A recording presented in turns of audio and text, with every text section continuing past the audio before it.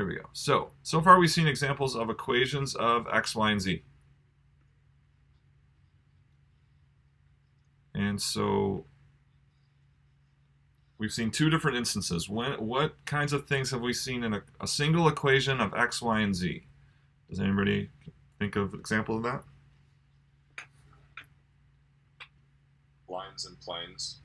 Okay, you got one of them, a plane, right? So a plane was an equation of x, y, and z, but a line was not, right? A line was a vector equation, or it was three separate equations, right? So a line was either three parametric equations, one for x, y, and z separately, or it was a vector equation. So that's not a single equation of x, y, and z. So we had planes and one other thing we did earlier. Spheres. Okay, so spheres. Quickly, what was our general form for a sphere? That was the x squared plus y squared plus, or yeah, that. Yeah, what you were saying is fine. That would be a sphere at the origin, right? So x squared plus y squared plus z squared. So that's our general case, right? A, B, C is the center. The radius is r. Okay, so that was our spheres, planes. So we saw two different equations. The simpler one was this. And we saw that planes were all about this vector, ABC. And how does this vector, ABC, relate to the plane? It's the orthogonal component. Orthogonal vector to the plane, right? So any vector orthogonal to the plane can be the coefficients of x, y, and z. And that was a big takeaway from Wednesday's lecture. Okay, so what are those two things? What do they have in common? Spheres and planes are what? So what do they, in general, like the most general sense, those are graphing as what in space?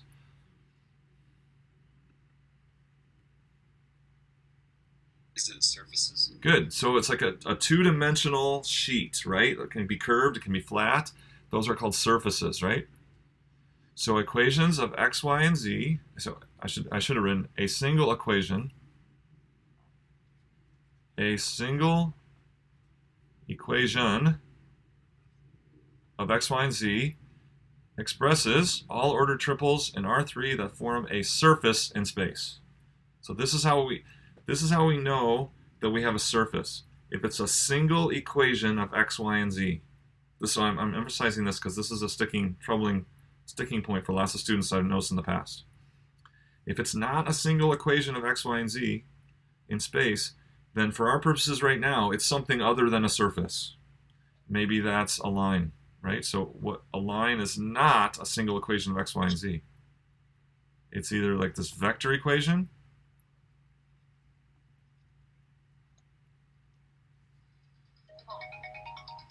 or maybe it's the three parametric equations, right? That's our line. Okay, so today we're going to look at some all the kind of basic surfaces that we're going to need for this course. Again, a surface is expressed mathematically as a single equation of x, y, and z.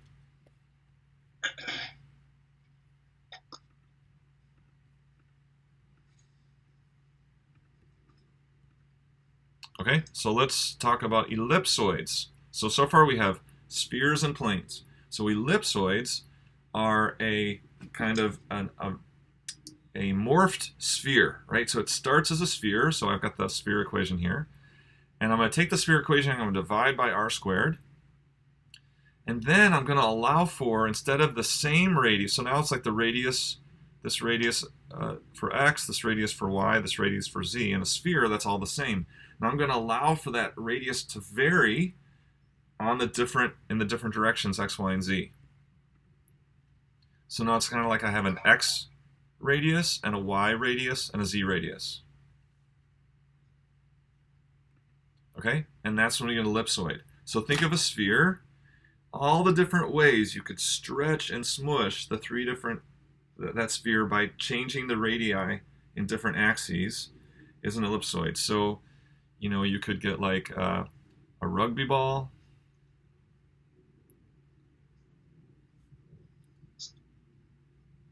You know, something like an egg or a rugby ball. You could get like a flying saucer.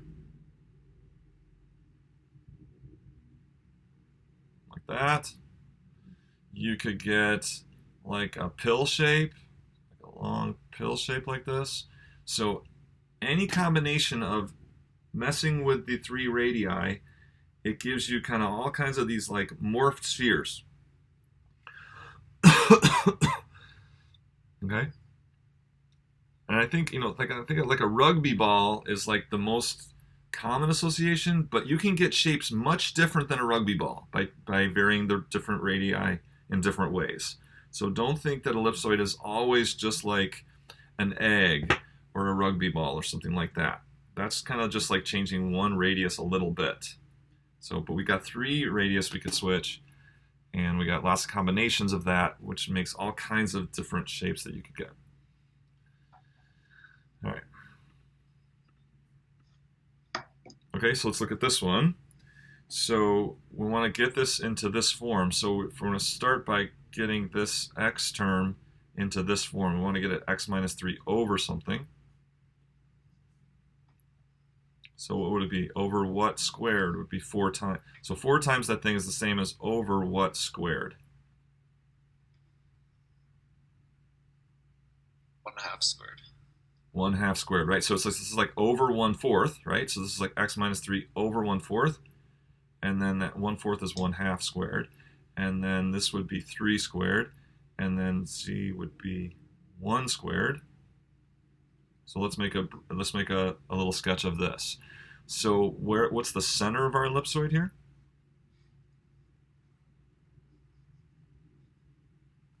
So the center would be the same thing you do for the circle or the sphere. So it'd be like 3, 0, 0. And then the x direction, the radius is 1. Professor, Yeah. I think you're forgetting the 2 from the z minus 2. Thank you. Yep. Appreciate it.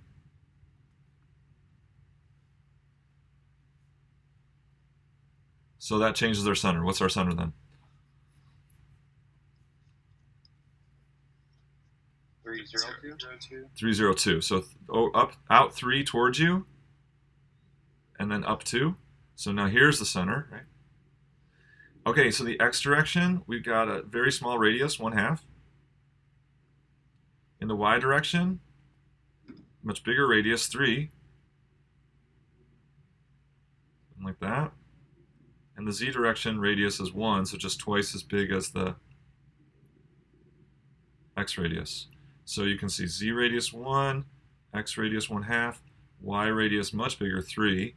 And so you're going to get something like a pill, right? Like a pill up on its edge.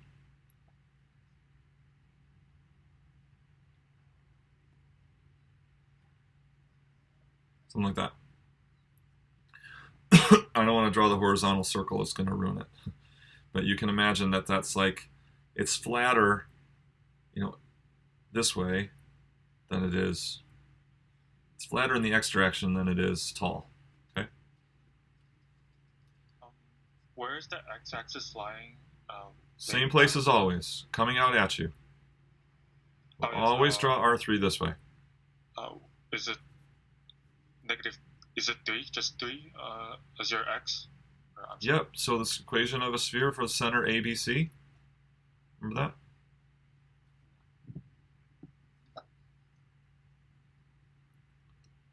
So yeah, the center of a sphere is ABC, and then this would be the equation. So that's the center is the same thing for an ellipsoid. So this would be the center would be 3, 0, 2. So that's out in front of the screen and then up 2. Other questions on the ellipsoid? Okay, so now we've got 3. We've got spheres, we've got ellipsoids, and we've got planes. 3 kind of basic surfaces.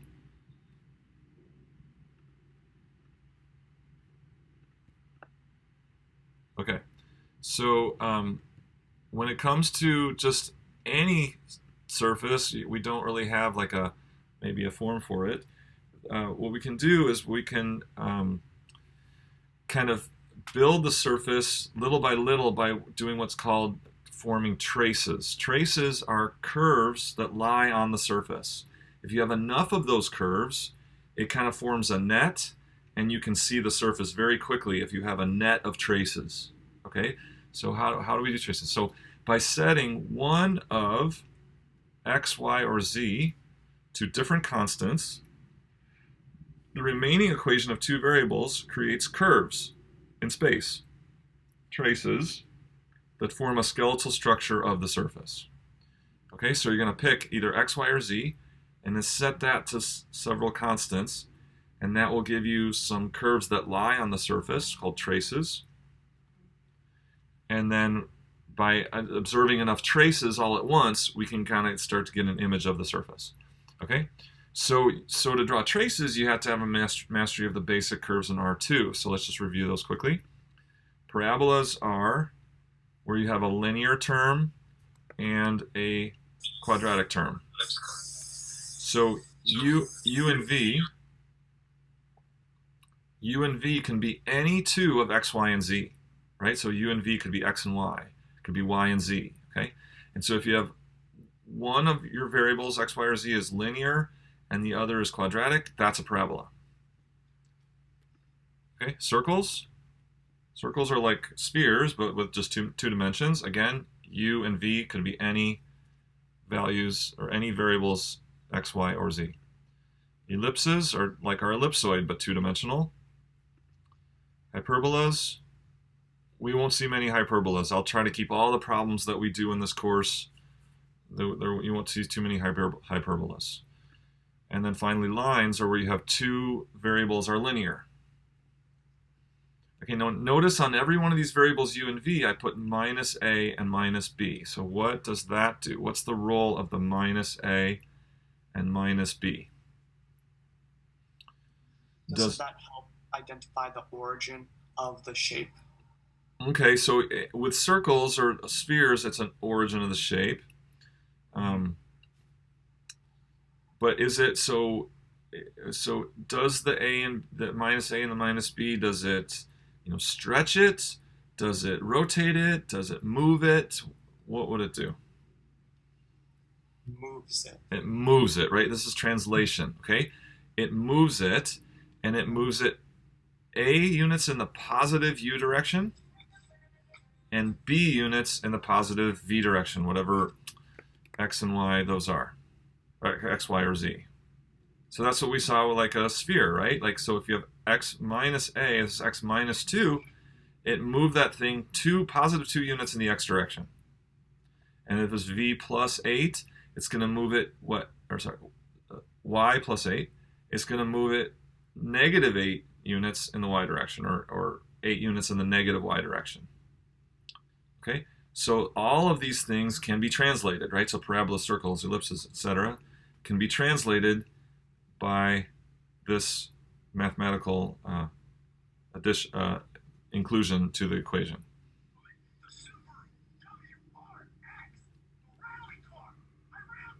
Okay, any questions on that? So let's do this. We're gonna, for an example, we're going to. Okay, who is that? Someone's got their TV on or the radio.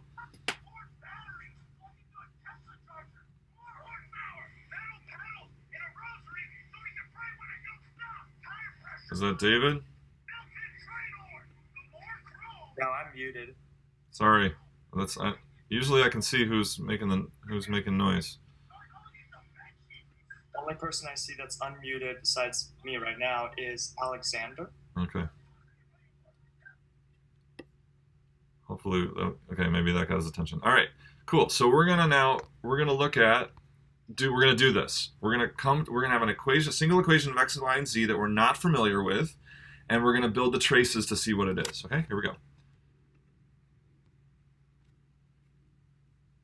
So we're gonna work on this equation right here.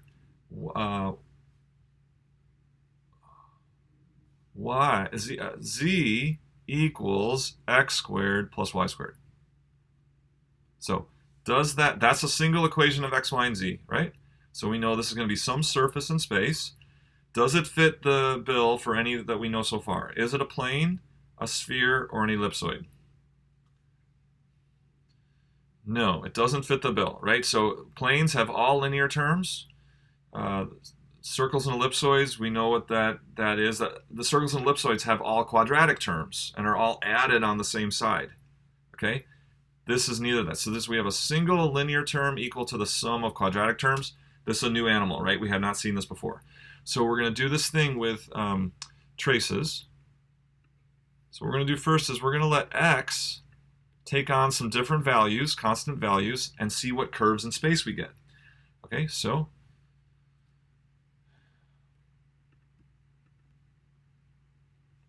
we're going to let x take on values, say 0, 1, 2, -1, maybe -3, something like this. And then we're going to see what we get, right? So trace. Okay, so what trace do we get when x equals 0? Well, it's just the equation we get when x equals 0. What is that? Z equals? Y squared. Z equals y squared. All right, so let's check that out. So basically, that is this, right? So if now we're looking in the YZ plane, y-axis is to the right, z-axis is up. So in the yz plane, we get this parabola, or basic parabola is equals y squared. So then where is that going to live in R3?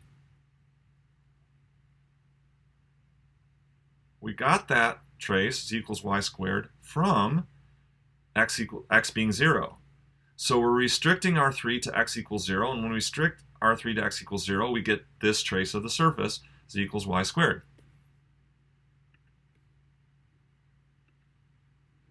So looking at the plane x equals 0, we get the trace z equals y squared. So we know that blue trace lies on the surface. Okay, what about when x equals 1? What trace do we get when x equals 1?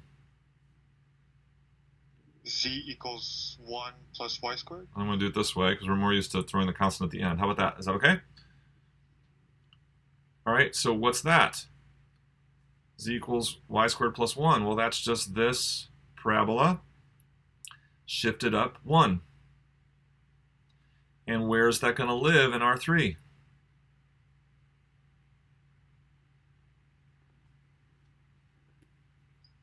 X equals 1. In x equals 1, right? So in x equals 1, which is, looks like this.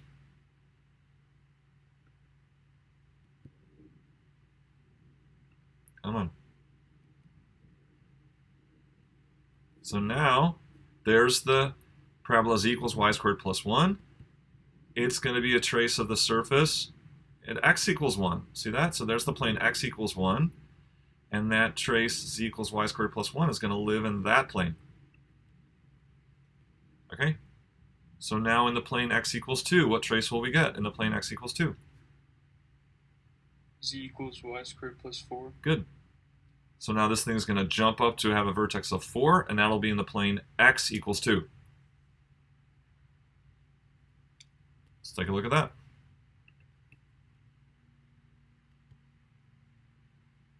All right, so there's, oops.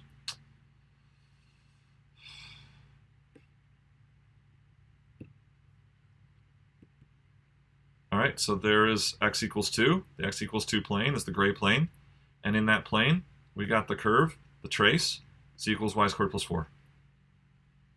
What about -1? What trace do we get when x is -1? Y squared plus 1. Yeah, we're going to get the same one again. We're going to get this one again, right? We're going to get this one again when x is -1. So we're going to get both.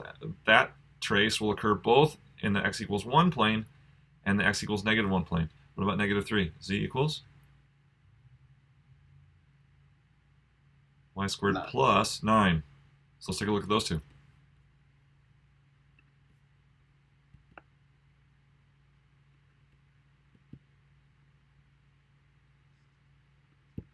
Okay, so coming back here, there's -1. Same trace, y squared plus 1. That's in x equals -1 plane. And then -3. So there's the x equals -3 plane. It's off the chart here because I stop at 6. So the vertex will be at y equals 9, so it's way up there. Okay, so when you put all these traces together, we get this. So here's for various x values, we're getting various traces. Even with just these traces, you can start to see the surface take shape. You don't even have to go to another variable, although we're going to. Okay, so these are the traces for constant x values, which lie in constant x planes, right? X planes. Does that make sense so far? Yeah. Where'd you get z equals x squared plus y squared? That's the surface that we're finding. Okay. I have a question, Professor. Yeah. What do you mean by R3, R2, or like is that? Reals R2, reals. That's the Cartesian plane. Reals in this direction, reals in this direction. Oh, okay. R3 is Cartesian space. We have 3 dimensions. Reals in the x direction, reals in the y direction, reals in the z direction. Okay.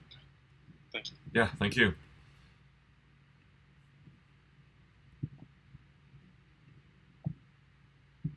Okay, so let's look at constant z values now. So constant y values, you see you're going to kind of have the same thing's going to happen with the x's that happens to the y's. Okay, so now we want to look at constant z values. This is different now. So what's going to happen when we look at z's? What kind of traces are we going to get for constant z values? All right, when z equals 0, what do we get? 0 equals x squared plus y squared. What is that?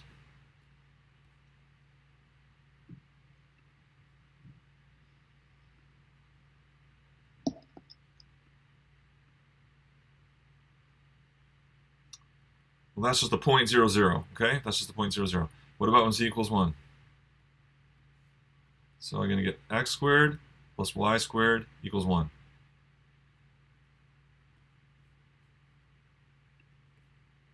I know some of you know what that is.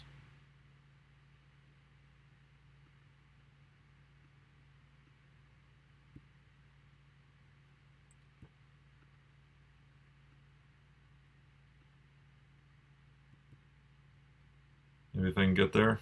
Jeez. Oh, God. There's a delay on it. Okay, there we go. So you're all thinking x squared plus y squared equals 1. Oh, that's the unit circle, right? That's the circle's center at 0, 0 with radius 1. Where will that live? So where will we see that trace of the surface? Where will that live?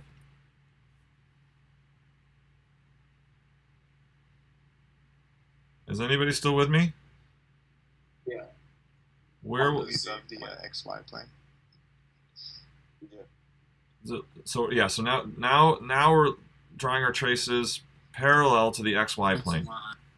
But it's not going to live in the xy plane, it's going to live in what? Z equals 1.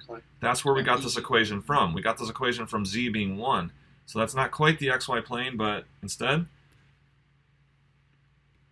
It's above the XY plane. Yeah, it's 1 unit. It's parallel to the xy plane, 1 unit up, right? It's like the first floor, sort of. You know, the ceiling of the first floor, or the floor of the second floor, right? It's 1 unit up. So let's see, how do I get that?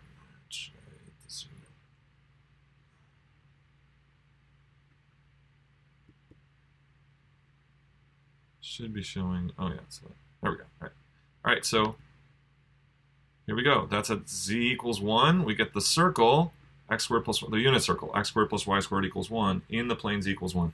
All right. What about in the plane z equals 2?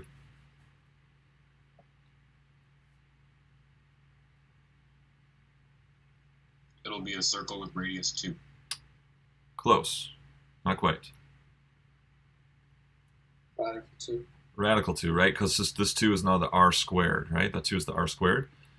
So the circle of radius radical 2.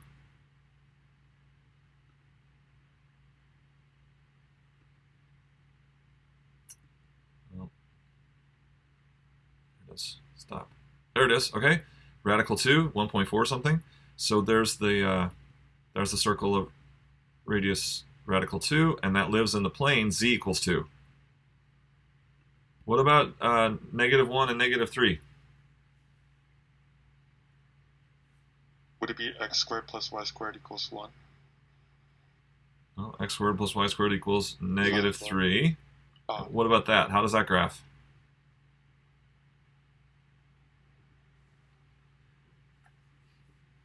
Would be 1 and 3 below the xy plane.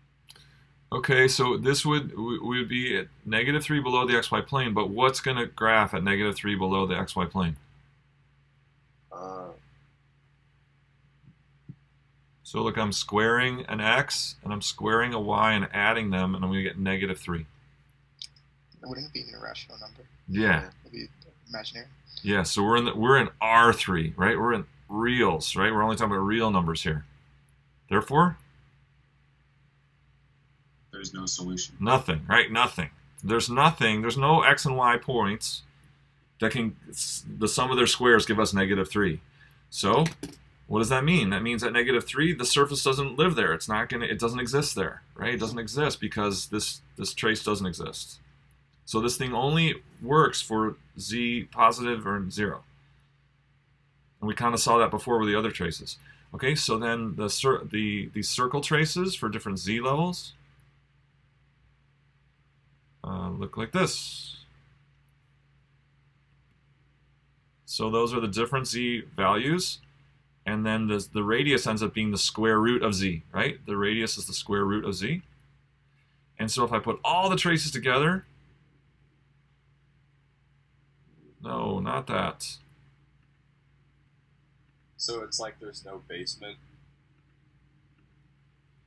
Hold on, why did that come up? That's not what I wanted.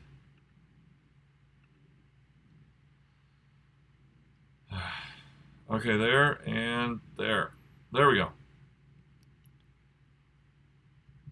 So we got the blue traces from the constant x values, those parabolas, and then we got the red circles from the constant z values.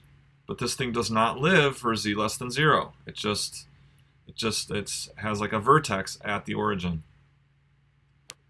All right, so what this thing is this is called a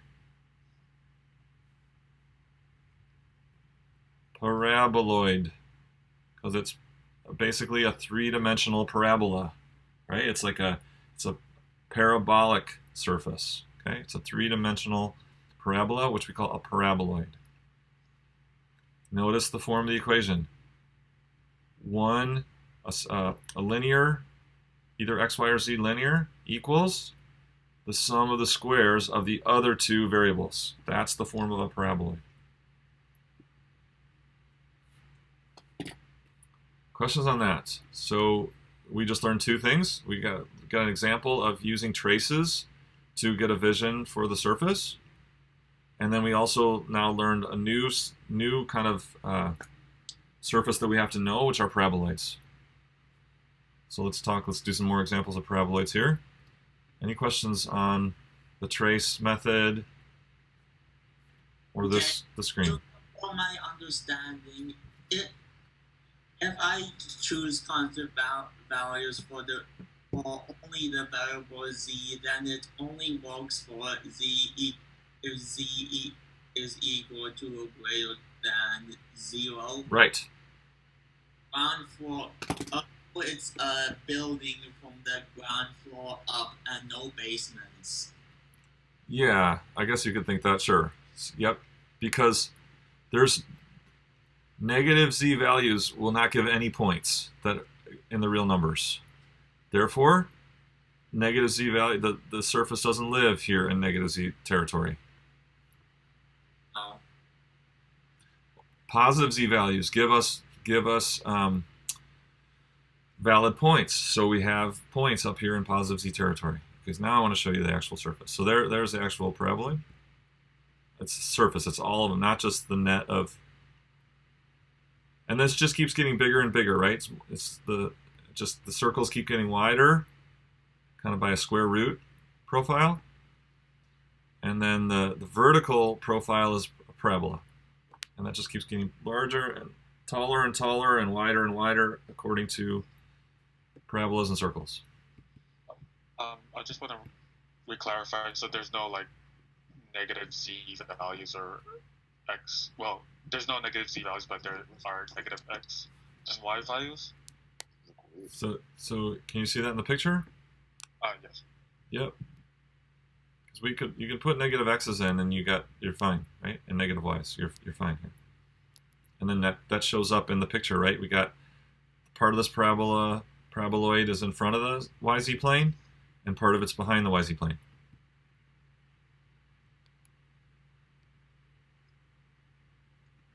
Okay, so let's summarize and do some more examples of paraboloids.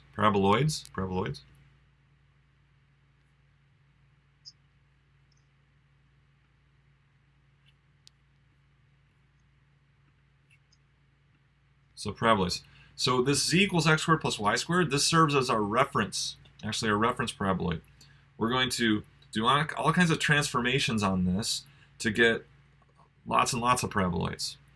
So, already did that. So there's actually 3 kinds of ways that we can kind of transform this. The first way is to make a different variable be the linear, like this one. So now y equals x squared plus z squared. That's still a paraboloid, but how is it going to be different? So how will that one be different? It'll probably rise in the y direction. Yeah, it's going to open up, right? So that this one opened up in the positive z direction. This will open up along the positive y axis. So it'll just be that same exact thing, but it'll open up in the y direction like this.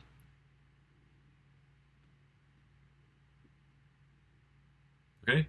Similarly, this one. Okay. So now this one, which would be negative x equals y squared plus z squared, or x equals negative y squared minus z squared. Those are the same.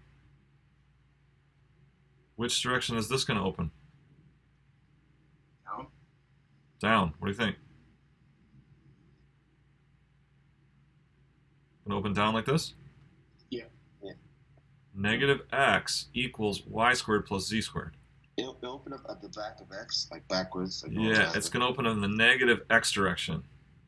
So normally you would see it this way. X equals minus y squared minus z squared. That's going to open back like this.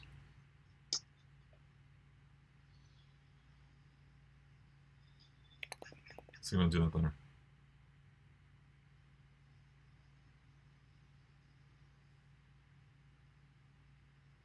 Okay. All right, now here's back to our, this has the same upward opening direction as our original because it's z equals x squared plus y squared. But now what's this going to do to it? So this is the first transformation. We can change the axes on which the paraboloid opens. Okay. The next one is we can mess with, we say this is x squared over 9 plus y squared over 4, 1/4. What do you suppose that's going to do to it? Would it make the parabola around the x-axis fatter and then thinner around the y? Right. So rather than our z traces being circles, now what will we have? Ellipses. Right. So now it'll be just like this, but instead of circles in the constant z values, we're going to have ellipses, and our radius in the x direction is going to be, or the ratio of rx to ry will be what, 3 to 1/2, right? Because that radius is always changing as z increases, but the ratio of the x to the y radius, that's probably not on your screen anymore. Excuse me. I thought the radius was the square root of z. Well, that was for the traces when we were doing constant z values. That's different. That's a difference. We were setting z values to be constant, and then we were getting circles in different horizontal planes with the radius of the square root of z. But now this is talking about kind of like when we did with ellipsoids, changing the radius in the x direction and the y direction. So this is different. Does that make sense? Yes. Okay. So what is this going to? It's going to open up still, but with a much bigger radius in the x direction. than in the y direction. Did I have that right? Yeah. So that your z cross sections are now these ellipses with a ratio of radii 3 to 1/2. So that's this one. X direction radius 3 in proportion to y radius of 1/2. So it's going to be the same one as the one we did, but way stretched out in the x direction and smushed a little bit in the y direction. Okay, so that makes an elliptical paraboloid. So all the ones we talked about earlier were circular paraboloids. Now this is elliptical paraboloid. So we can change the axes on which it opens by changing which variable is the linear variable. We can mess with the radii of our two quadratic terms and get an elliptical paraboloid. What would this do? So we've talked about this earlier. What would this do?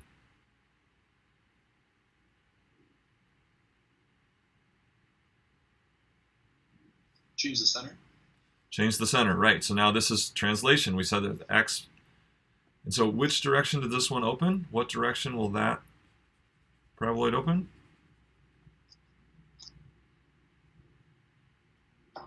Towards positive x. Positive x, but it won't be the vertex won't be at the origin anymore. So now the vertex is going to be at 1, -2, +4. So 1, -2, +4. Circular or elliptical? Circular. Circular, opening in the positive x direction.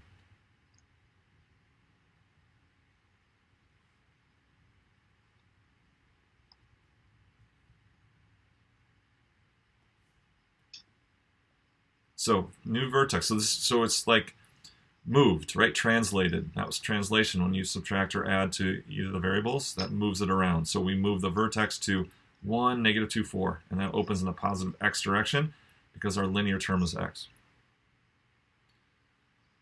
Is this making sense?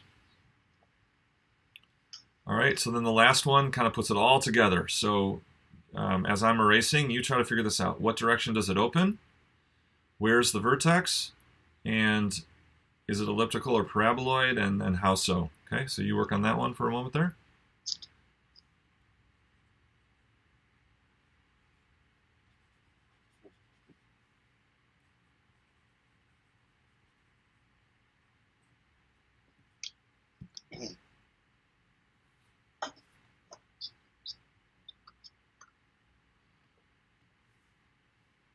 So opens in which direction? First, let's do vertex first. Vertex is? -1, -3, and 2. Good. -1 goes back behind your screen. -3 goes over to the left. And then +2. So we're back in the 1 to the 3rd octant. Which way does this open? Positive y. Positive y. To the right. It's going to open up to the right from this vertex. And then our ratio of x radius to z radius will be? 4/5. 4 to 5. So it's almost still circular, just a little bit taller than it is wide. Just a little bit taller than it is wide.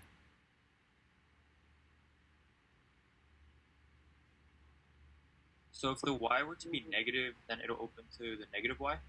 Right. So if you could put negatives on both of these or on this side. So you could put it on this side and it would open to the left. Or you could put negatives on both of these. Negative, negative, and then it's the same thing. It opens to the left. But vertex, -1, -3, +2, and then opens to the right, positive y direction, and then the ratio of x to z radius is 4 to 5, so that means a little bit taller, like kind of ellipses kind of on end, but almost circular, almost circular. All right, that's paraboloids. So now what do we got? We got planes, spheres, ellipsoids, and paraboloids under our belt here. And these are all surfaces, so they're what? Single equations of x, y, and z. A single equation of x, y, and z makes a surface in space. All right, last thing is cylinders, quickly here. Cylinders is any surface that has a constant cross-section in some direction along that surface. It does not have to be a circular cylinder like a pipe or like a tin can. Okay? A cylindrical surface is start with any cross-section, any curve, and then you extend that out and you get a cylinder. So you start to form a cylinder, you take any planar curve. It could be exponential, quadratic, logarithmic, any curve, translate it in the direction normal to the plane of the curve, and that forms a cylinder. So let me show you.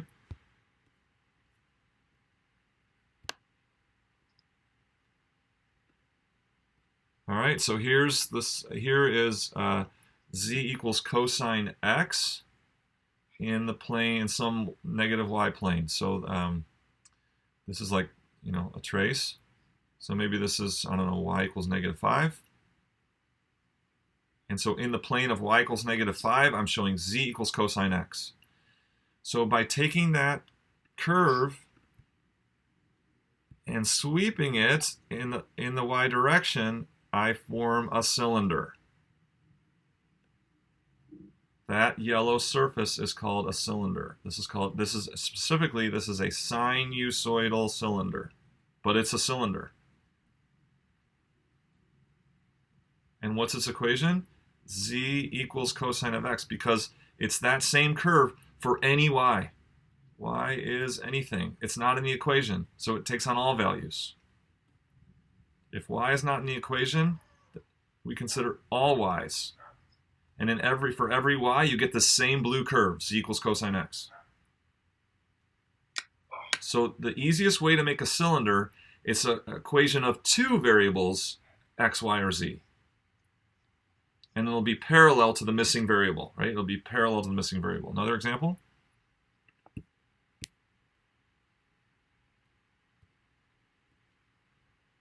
Is this one. So here's z equals e to the minus y.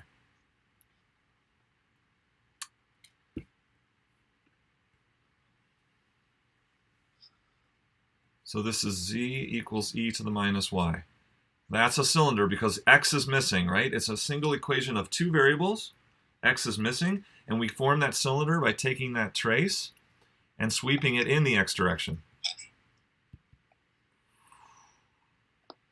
And you get this ginormous skateboard ramp, okay? So this is an exponential cylinder. So are there circular cylinders? Oh, sorry. Absolutely. Start with a circle and make a cylinder out of a circle, okay? So that's still a cylinder, but it's not the only kind of cylinder, right? We can make a cylinder out of any curve. Any curve, which is an equation of two of our variables, x, y, and z. And then you translate it in the third missing variable, and you get this surface, which we call a cylinder. Okay, what's your question? When it says x is less than n, do we just like translate in the negative direction? No, that's nothing. Don't just ignore that. That's just for my making this animation. Hey, Professor. Yeah. So for the paraboloids, how do you determine where it opens? I'm still confused. So the linear term. So it's always a linear equals the sum of quadratics. Yes. So in this case, positive z. So or so the negative y would open up in the negative y direction. yeah, this is your linear term is the y. So it's going to open up. So it's only going to live in negative y territory, right? When you square, what is that? When you square x squared and z squared and then take the opposite of them, that's only going to live in negative y territory, right? Mm-hmm. So that's going to open in the negative y direction.